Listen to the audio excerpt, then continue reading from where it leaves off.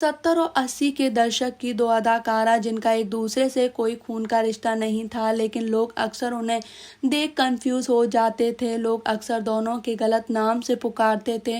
वो एक्ट्रेसेस और कोई नहीं, जीनत अमान और परवीन बाबी थी।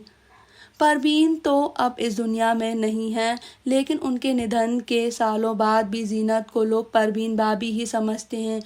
क्यों दोनों की शक्ल इतनी मिलती थी? सालों बाद हरे राम हरे कृष्णा फेम एक्ट्रेस ने बताया कि आखिर क्यों दोनों की छवि एक दूसरे से बहुत मिलती थी। 70-80 के दशक की सबसे ग्लैमरस एक्ट्रेस रही परवीन बाबी और जीनत अमान में लोग कंफ्यूज रहते थे। दरअसल दोनों ही एक्ट्रेस बहुत हद तक एक जैसी लगती हैं। इसका सबूत उनकी तस्वीरों में दिखाई देता है, जिसमें ये पता लगाना मुश्किल हो जाता है कि कौन सी फ़ोटो जीनत की है और कौन सी परवीन की। परवीन बाबी और जीनत अमान दोनों रिश्तों में बहनें तो नहीं थीं, लेकिन किस्मत दोनों की ईश्वर ने शायद एक ही कलम से लिखी थी। दोनों फिल्मों में बहुत सफल हुई, लेकिन प्यार दोनों को नसीब नहीं हो सका।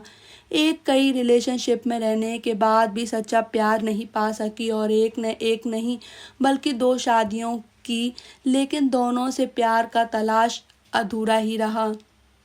दोनों के सिर्फ चेहरा ही नहीं, उनके सिमिलर लुक्स में कुछ एक जैसे स्टाइल और बॉडी लैंग्वेज के कारण भी लोग इसे लेकर हमेशा कंफ्यूज रहे। परवीन बाबी की बर्थ एनिवर्सरी पर जीनत ने उन्हें याद करते हुए इंस्टाग्राम पर एक थ्रो बैक फोटो के साथ बताया था कि क्यों दोनों एक से लगते थे।